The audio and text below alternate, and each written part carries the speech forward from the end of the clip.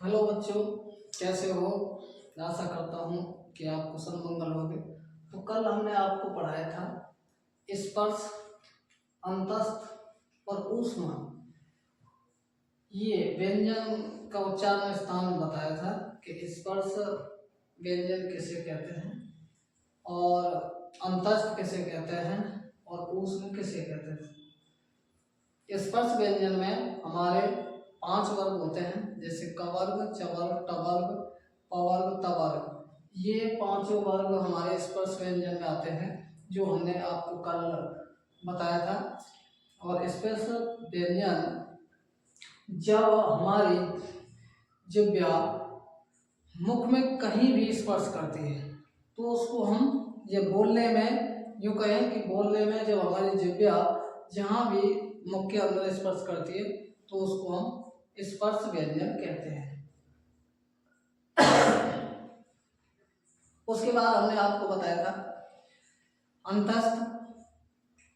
अंतस्थ में जिह्वा कहीं थोड़ी कहीं जहाँ स्पर्श करते हैं उसको अंतस्थ कहते हैं। और ऊष्मा जब हमारे मुख से गर्म वायु बाहर निकलती है जिन वर्णों को बोलने में, तो उनको ऊष्मा कहते हैं। तो स्पर्श व्यंजन में हमारे 5 वर्ग आते हैं और अंतस्थ में ये वे रले आते हैं 4, और ऊष्मा में हमारे 4 ही ऊष्मा आते हैं, से और है। अब हम वर्णों का उच्चारण विस्तार से देखिए। पहला है सूत्र है हमारा अकु विसर्जनिया कंठ। ये सूत्र कह रहा है कि जो कंठ से बोले जाते हैं वे वर्ण, जो कंठ यानी कि हमारी आवाज कंठ से आती है, जिसमें ना तो हमारे होंठ चलते हैं ना हमारे जिह्वा कहीं स्पर्श करते, कंठ से आते हैं। क, ख, ग, इस प्रकार से। तो कंठ और कंठ के अंतर्गत कौन कौन से आते हैं, तो ये हमारा सूत्र बता रहा है अकु विसर्जनिया कंठ, यानी कि अ और कवर्ग। कवर्ग में मैंने आपको बताया था कि कवर्ग में एक वर्ग में 5 अक्षर होते हैं। कवर्ग का मतलब के की लाइन, जैसे के, खे, गे, घ और न, ये 5 अक्षर इसके। और बोल के विस्तार से मैं बताता हूँ कि क, ख, ग, घ और न, ये। फिर कह रहा है अकु है, ये है भी। और विसर्जनीय यानी विसर्ग,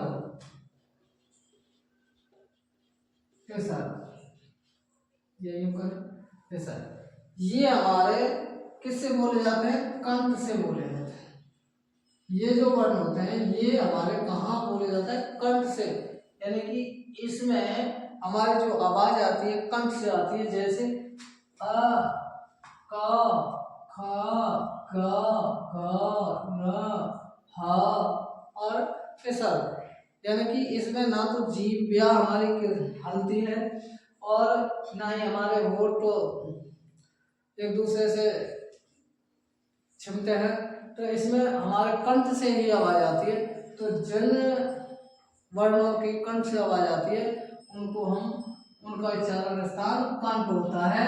और उस में हमारे ए और कवर्ग और है और विसर्ग ये आते हैं, इनका उच्चारण स्थान हमेशा कंठ होता है।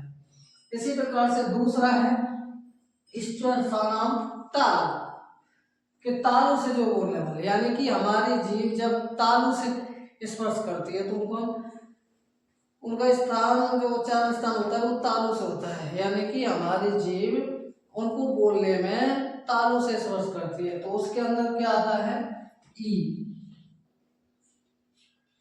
और चवर्ग, ई और चवर्ग और ये और से,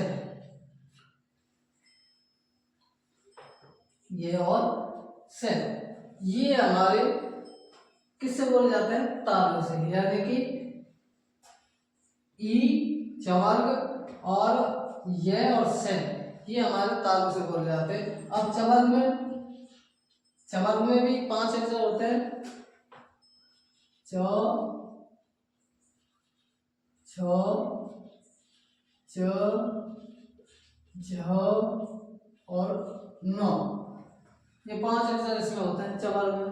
इनका उच्चारण स्थान तालु से। अब देखो ई को बोलेंगे ई, तो हमारी जीभ तालु से टकराएगी। च, छ, ज, झ, न, य, से, जब हम बोलेंगे तो हमारी जीभ ऊपर तालुए से टकराएगी इनको वर्णों को बोलने में, तो इनका उच्चारण स्थान क्या हुआ? तालु। इसी प्रकार से ये हमारे इसमें री टू र सणाराम मूर्धा, कि ये जो होते हैं री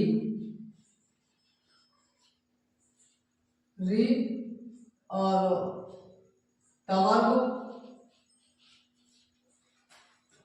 और र और स,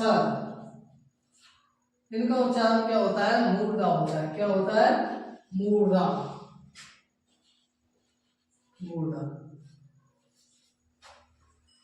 अब कंठ समझ में आ गया, कंठ से आवाज आती है। तालु समझ में आ गया, जीभ तालु। मूर्धा यानी कि दांत और तालु के जो बीच का जो हिस्सा होता है, जीभ वहां टकराती है, यानी कि हम सादा ऐसा हम अपनी भाषा में कह सकते हैं कि जब जीभ मसूड़ों से टकराती है, दांत के ऊपर के हिस्से से टकराती है, तो उस स्थान को हम मूर्धा कहते हैं। दांत से नहीं, दांत से थोड़ी ऊपर, जहाँ हम मसूड़ा बोलते हैं अपनी भाषा में, तो और उस जहाँ जब वो दांत से ऊपर टकराती है तो उसको हम मूर्धा कहते हैं। अब मूर्धा से बोलने वाले री और टवर्ग, रे और से, ये।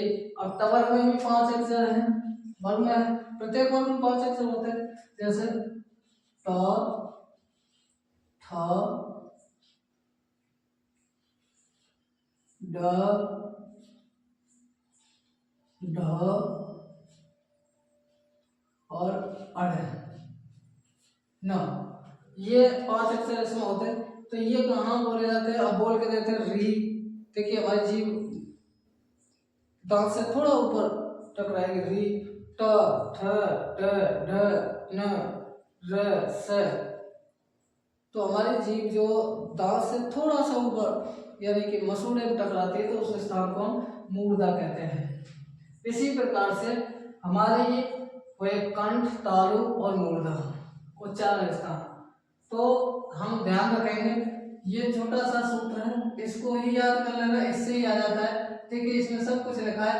अकुहु विसर्जनीयना, यानी कि ए कवर्ग और है और विसर्ग कंठ से बोले जाते हैं। इसमें लगे इष्टुसानाम तालु, यानी ई चवर्ग, ये और से, ये तालु से बोले जाते हैं। इसमें लिखना है री टू रे सणाम मूर्धा, री और टवर्ग और रे और से, ये मूर्धा से बोले जाते हैं। तो इस प्रकार से हमारे इनके उच्चारण स्थान हुए। आपकी समझ में अच्छे से आया होगा और विस्तार समझ